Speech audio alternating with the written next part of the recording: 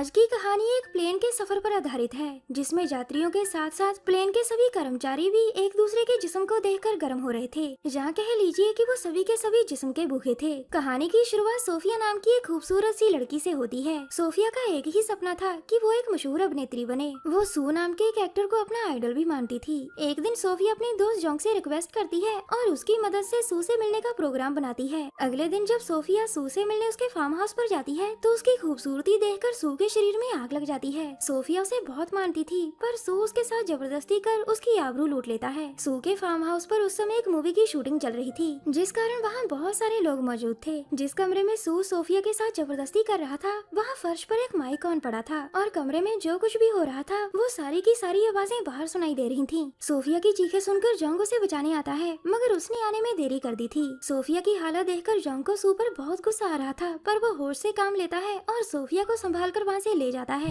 अगले दिन ही पूरे मीडिया में ये खबर फैल चुकी थी कि सू ने सोफिया के साथ जबरदस्ती की। मीडिया वाले सोफिया को घेर कर उससे गंदे गंदे सवाल पूछने लगते हैं। तभी वहाँ जोंग आता है और किसी तरह उसे निकाल कर वहाँ से ले जाता है। कुछ देर बाद जोंग और सोफिया एक झील किनारे बैठे थे। जोंग सोफिया से कहता है कि तुम्हें कुछ दिन कहीं घूमने चले जाना चाहिए, जिसके बाद वो दोनों ही हांगकांग घूमने जाने का फैसला करते हैं। दूसरे दिन एक प्लेन में दो शरारती लड़के ली और लेलू बैठे थे। ये दोनों पहली बार प्लेन में सफर कर रहे थे और ये दोनों ही एयर होस्टेस को देखकर लाल टपकाने लगते हैं। इसी प्लेन में सू भी सफर कर रहा था, जो वीआईपी क्लास में अकेला बैठा था और अपना समय बिताने के लिए गंदी गंदी वीडियोस देख रहा था। उसे देखकर एक एयर होस्टेस कैट की जिस्मानी भूख जाग जाती है। अब वो सू के बारे में बाकी एयर होस्टेस को बताती है और वो सभी भी सू के मजे लेने के लिए तिल मिलाने लगती हैं। इसी बीच टेसी नाम की एयर होस्टेस सू के पास जाकर उसे लुभाने लगती है, मगर सू इतनी आसानी से किसी के जाल में फंसने वाला नहीं था। वो टेसी को मना कर देता है और टेसी मुंह लटकाकर वहाँ से चली आती है। सोफिया और जोंग भी इसी प्लेन में सफर कर रहे थे। सोफिया को देखकर साफ साफ पता लग रहा था कि वो जोंग को मन ही मन पसंद करती है।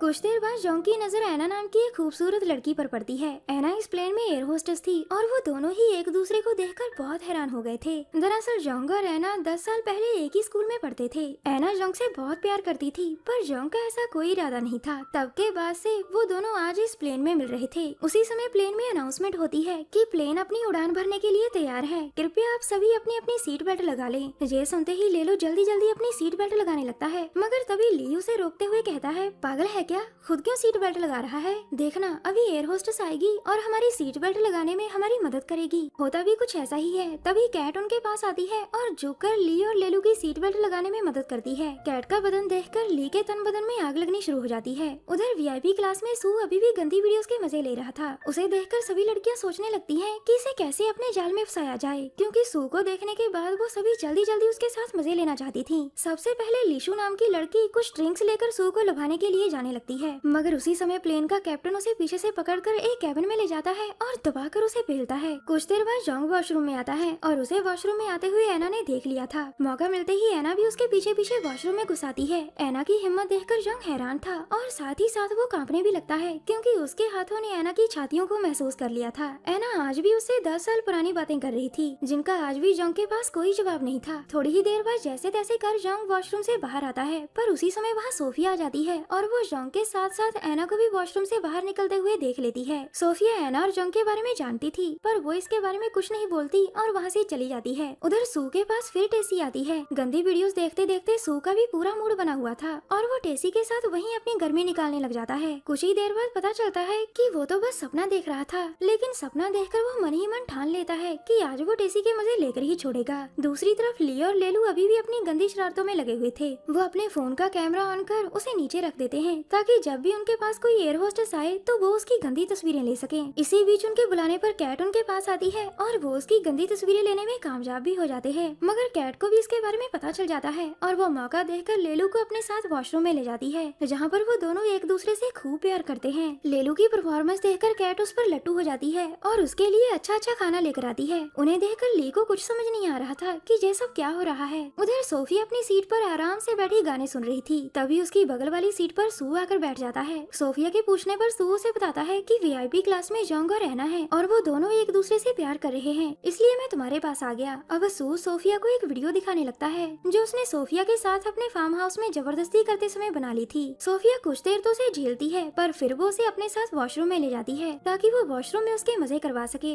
वॉशरूम में जाकर जैसे ही सू अपने कपड़े उतारता है तो सोफिया उसे वॉशरूम से बाहर धकेल देती है, जहाँ सभी लोगों के सामने सू की इज्जत की धज्जियां उड़ गई थी। दरअसल सोफिया ने ऐसा इसलिए किया था ताकि वो सू से अपना बदला ले सके। कुछ देर बाद प्लेन हांगकांग की धरती पर उतर जाता है और सभी यात्री अपनी अपनी मंजिल की तरफ चले जाते हैं। जोंग और सोफिया एक होटल में रुके थे। कमरों की कमी होने के कारण उन दोनों को एक ही कमरे में रुकना पड़ रहा था। सोफिया मौका देखकर जोंग से अपने प्यार का इजहार करती है, पर जोंग उसे कोई जवाब नहीं देता। सोफिया को मनाकर जोंग को बिल्कुल भी अच्छा नहीं लग रहा था और वो ताज़ा हवा खाने कुछ देर कमरे के बाहर बैठ गया था। तभी उसे किसी का फोन आता है। फोन पर उसका दोस्त था और वो जोंग से सोफिया को एक मूवी के ऑडिशन पर ले जाने की बात करता है। उससे बात करने के बाद वो कमरे में आता है और सोफिया से माफी मांगकर सो जाता है। अगले दिन वो सोफिया को उसी डायरेक्टर के पास ले गया था जिसके बारे में उसके दोस्त ने उसे बताया था। सोफिया की खूबसूरती देखकर वो उसे अपनी फिल्म में काम दे देते हैं। कुछ देर बाद शूटिंग शुरू हो गई थी। दरअसल ये एक गंदी फिल्म थी, पर सोफिया और जोंग इसके बारे में कुछ नहीं जानते थे। सीन शूट होने से पहले जोंग सेट से बाहर आकर बैठ गया था ताकि सोफिया आराम से शूटिंग पूरी कर सके, जबकि दूसरी तरफ सोफिया को अभी अभी पता चला था कि उसे गंदा सीन शूट करना है। क्योंकि ये काम जोंग उसके लिए लेकर आया था तो वह मना भी नहीं कर पाती और अपना मन मारकर सीन शूट करवाने लगती है।